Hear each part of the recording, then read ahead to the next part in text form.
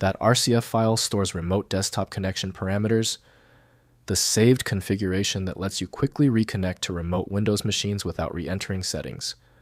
I'm Evan Brooks, Certified Support Engineer, and I'll help you configure or troubleshoot these remote connection files. I'm saving the most convenient solution for last. We will demonstrate the power of a single RCF file inspection application that effortlessly manages complex troubleshooting across all file formats. RCF files are remote desktop connection. Configuration files storing session parameters for connecting to remote Windows computers. They contain server addresses, display settings, authentication preferences, and resource redirection options for remote desktop protocol connections. RCF files use a text-based format with key value pairs defining connection parameters including full address server, hostname desktop width, and desktop height. For display resolution, username for authentication and redirected drives, printers and clipboard settings. The official utility recommended for the RCF file is Remote Desktop Connection by Microsoft Corporation. The proprietary indexing requires careful handling to avoid critical file system errors. Windows may display the settings, yet safe modification requires understanding dependencies. Your initial diagnostic check. Right-click the RCF file and choose Open With. Start with Remote Desktop Connection if installed. If it's missing, select another program. The right compatibility hook exists somewhere. If your RCF file is not opening yet, that is normal.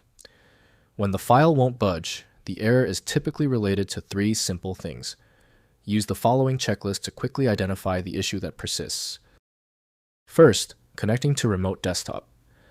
Double-click the RCF file to launch Remote Desktop Connection with the saved configuration.